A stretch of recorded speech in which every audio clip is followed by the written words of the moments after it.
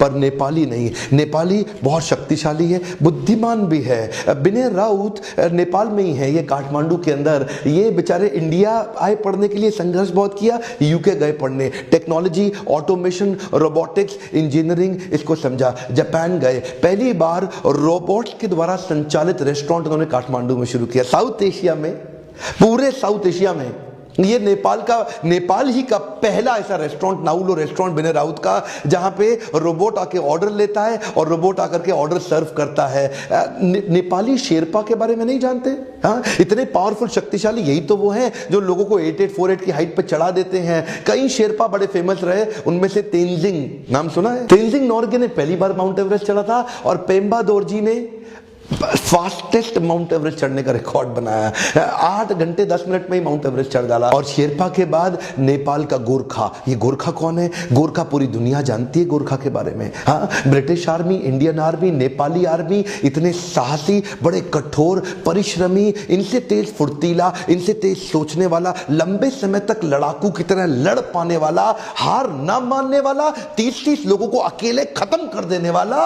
और बाहुबली कोई नहीं है सर, ये गोरखा ही असली बाहुबली है। बाहुबली तो फिक्टिशियस कैरेक्टर था। रजनीकांत असली में शक्ल देखिए ना रजनीकांत की, बुरा नहीं मानना, गोरखा ही असली रजनीकांत होते हैं। इसलिए मानिक शॉ क्या बोले, अगर तू कहता है कि तुझे मौत से डर नहीं लगता, या तो तू झूठ बोल रहा है या तू गोरखा है।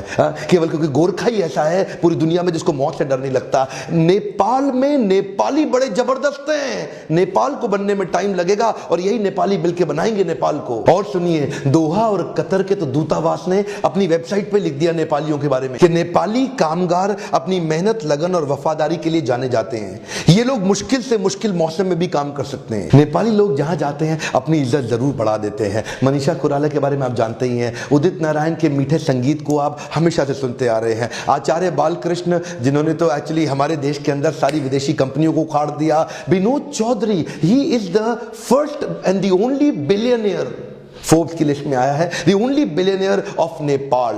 80 से ज्यादा कंपनीज का कंग्लोमरेट है इनका, Chaudhary group of companies. Vinod Chaudhary का नाम आज पूरा नेपाल जानता है। अतिथि देवो भव, ये तो हर नेपाली व्यक्ति के व्यवहार में आपको प्रेम पूर्वक दिख ही जाएगा। अब नेपाल को करना क्या चाहिए? अगली स्ट्रैटेजी, इसको टूरिज्म बेस्ड इकोनॉमी में कन्वर्ट करने का प्रयास करना चाहिए। जैसे कि आपने दुबई को देखा, सिंगापुर को देखा, मलेशिया कुआलालंपुर को देखा, क्योंकि धार्मिक रेलेवेंस भी बहुत ज्यादा है माउंट एवरेस्ट के अलावा। व्यासदेव का जन्म यही हुआ, माता सीता का जन्म यही हुआ, लव कुश का जन्म भी यही हुआ, भगवान बुद्ध का जन्म भी यही हुआ, सीता और राम का विवाह भी यही हुआ, और हनुमान जी भी तो यहीं आए थे संजीवनी बूटी लेने के लिए। इतने सारे सुंदर मंदिर, इतना सुंदर हिमालय पर्वत।